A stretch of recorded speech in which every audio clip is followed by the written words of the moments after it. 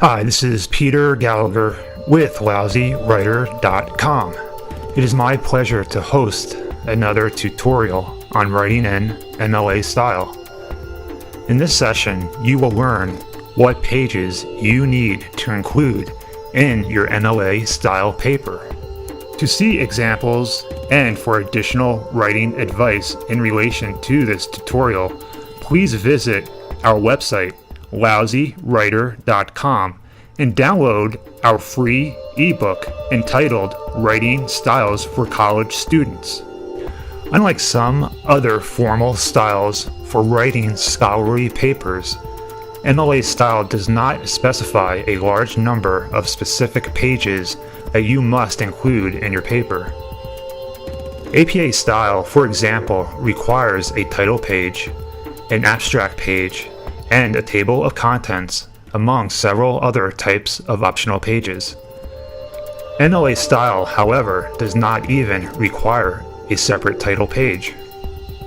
I will discuss optional pages you can use in your MLA style paper, along with some methods you can use to format your paper in MLA style.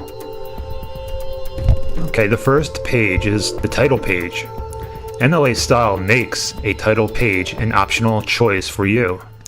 If you decide to use a title page, then center the text.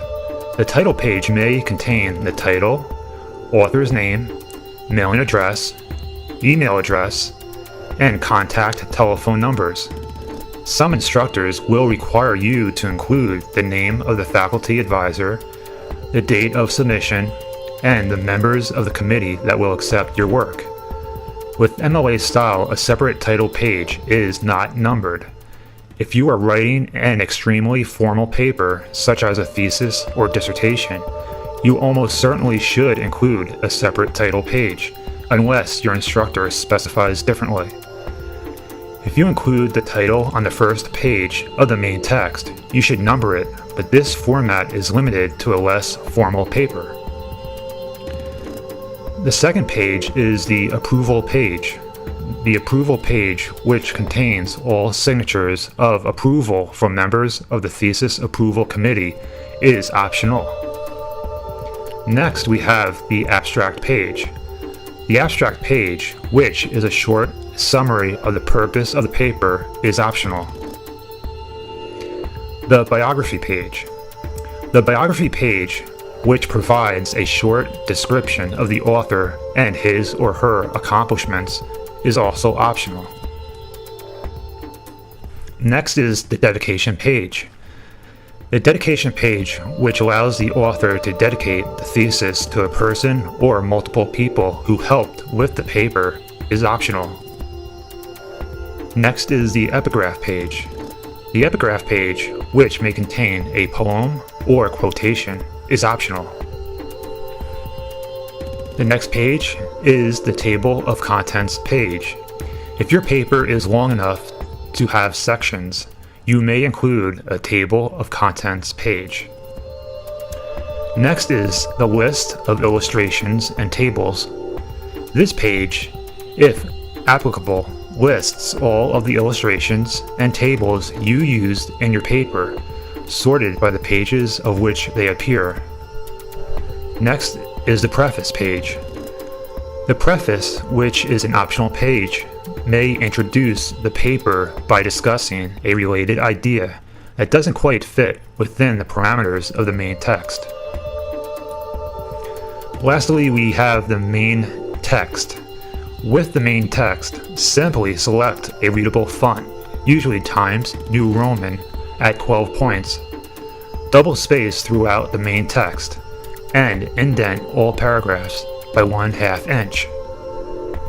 MLA style does not require headings, chapters, or any other method for breaking up the main text. MLA style also does not prohibit any methods for breaking up the text. If your instructor does not specify a method for breaking up the text, you can use a few different optional methods. If you choose to use chapters, you can use the following methods for breaking up the text within the chapters. You can use an extra blank line to separate ideas, Just hit the Enter key an additional time after completing a paragraph. Keep in mind though that this method might be ineffective if the blank line occurs at the end of a printed page. Some writers combat this problem by typing 3 asterisks centered on the page in place of the blank line. Others usually type blank line and flush left it in place of the blank line. You may use headings to break up the text and organize similar ideas. MLA style prefers using an Arabic number with each heading.